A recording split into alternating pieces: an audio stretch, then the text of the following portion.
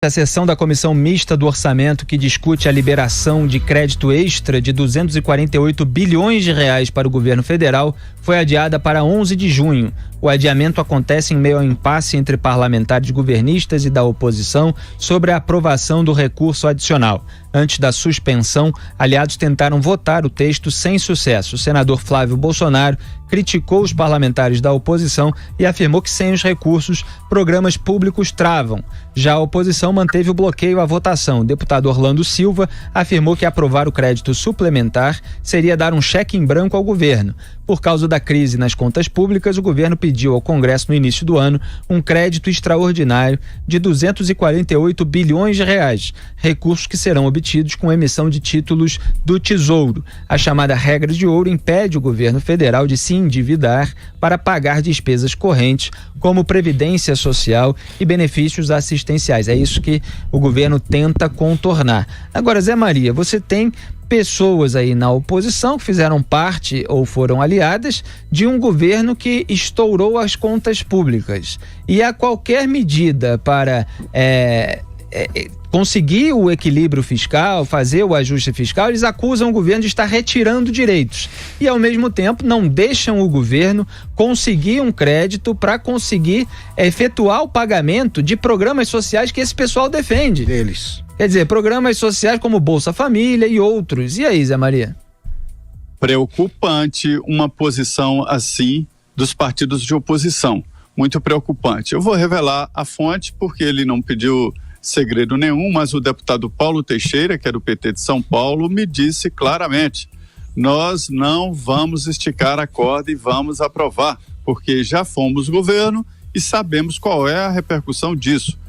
O Partido dos Trabalhadores e os partidos aí de oposição, PCdoB, PSOL, serão responsabilizados por uma provável paralisação de parte importante do país e não pagamento de dados importantes, como, por exemplo, o benefício de prestação continuada, que é uma aposentadoria social, Bolsa Família e outras aposentadorias. O presidente Jair Bolsonaro já decidiu que não vai praticar pedaladas fiscais. Então, se não houver autorização do Congresso, não se paga aposentadorias e não se gasta. Isso aí é uma autorização para lançar títulos da dívida pública, né, para pagar assuntos não de investimentos, mas de gastos do governo, né? E aí o que acontece? Se não houver autorização, o presidente Jair Bolsonaro já decidiu que não paga. E os deputados sabem que ele não está blefando e que não haverá pagamento. Então é se preparar para assumir a responsabilidade de paralisação de parte importante do governo. Lembrando que esse orçamento não foi feito pelo governo Jair Bolsonaro, foi feito ainda no governo Michel Temer, né? Isso que é importante dizer. Eu conversei com o relator, o deputado Hildo Rocha, que disse que há dificuldades para votar, mas não há tanta, não há. Haverá a aprovação. É a oposição querendo tirar a casquinha. E olha, ele veio com a saída de pagar com reservas cambiais, que tem lá 340 bilhões, e pagar também com excedentes do Banco Central, que é o dinheiro que o Banco Central ganha vendendo e comprando dólar, né? Mas isso não está ali na ideia da equipe econômica, não. Então, a oposição precisa ter responsabilidade como cidadão e como representante do povo e não impedir o pagamento de setores importantes do governo, que é isso que vai acontecer. Olha só, aqui nós não somos chegados, acho que todos os que nos acompanham percebem isso, a uma autolouvação, né? Mas a gente vê as coisas como as coisas são e conta o caso como o caso foi. É o que o governo tem de aprender a fazer em momentos assim. É isso que o Zé estava falando. As despesas são resultantes de outros governos. O orçamento, que não é possível cumprir, foi elaborado pela legislatura anterior, na legislatura anterior do Congresso, e é coisa que vem do Temer. O Bolsonaro pegou um país quebrado. O que pretendem os espertalhões do PT? Não, vamos deixar ele sem saída porque ele vai pedalar. Olha, eles acham que todo mundo é bobo, né? ele vai pedalar como a Dilma. E aí a gente dá um jeito nisso. O Bolsonaro tem de explicar didaticamente, não só com lives, tá? Fazer um pronunciamento explicando a origem da falta de dinheiro, dizendo: eu não vou recorrer a ilegalidades como as que foram assumidas assumidas não, né? Ela praticou e dizia que não era com ela, pela Dilma Rousseff. E não, eu vou paralisar os pagamentos, aí como ocorre nos Estados Unidos quando se dá tal impasse. Mas ali é uma coisa muito mais lógica, os partidos se explicam e assumem. Tem que chegar e falar: olha, tá aqui.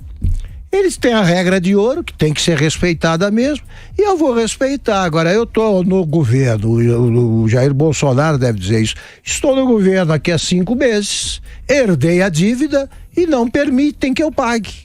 É isso a oposição brasileira. E deposita o problema no colo desses farsantes, que eles vão aprovar isso aí rapidinho, como disse o deputado Paulo Teixeira ao Zé Maria. Quer dizer, essa é a atitude lógica em qualquer lugar do mundo, por mais acirrado que seja o confronto entre oposição e governo. Eu citei aqui o Bolsa Família de cabeça, eu peguei aqui a lista que eu tinha lido mais cedo dos programas que poderão ser afetados, porque o governo Bolsonaro está pedindo a contratação, repito, de 248,9 bilhões de reais para cobrir despesas com os seguintes programas, com os seguintes pontos do orçamento: Previdência, benefício de prestação continuada, o BPC, vou voltar a esse assunto, renda mensal vitalícia, RMV, o Bolsa Família, como eu já falei, o Plano Safra, programa de garantia da atividade agropecuária, o PROAGRO, programa de sustentação do investimento, reconstrução de municípios afetados por desastres naturais e outras subvenções para operações oficiais de crédito. O que a equipe econômica do governo alega é que, se o Congresso não aprovar esse crédito suplementar, alguns programas sociais podem ficar sem dinheiro já nesse mês, como o BPC, o benefício da prestação continuada, e o Plano Safra. O que é engraçado, Augusto Nunes, é que o BPC é considerado um ponto sensível da reforma da Previdência. Todo esse pessoal posa de defensor desse benefício que é pago a idosos pobres. E agora não quer votar a favor de um crédito que permite o pagamento do benefício de prestação continuada, do BPC. Que eles querem... Então, assim, é um paradoxo, obviamente, só por uma questão política. Só para tentar queimar o adversário, para tentar fazer o adversário se enrolar, sempre contra o Brasil. E mais, né, Felipe, nós somos generosos mesmo, aí como você vive lembrando aqui, a gente até diz... reapresenta o argumento usado pelo deputado Orlando Silva. Ele não quer dar um cheque em branco ao governo.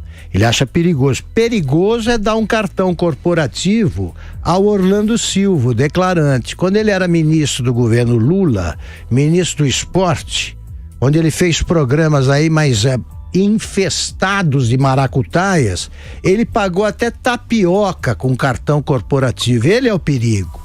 Ele fora do governo, se ele tivesse no governo, não pode dar cheque em branco, mas de jeito nenhum.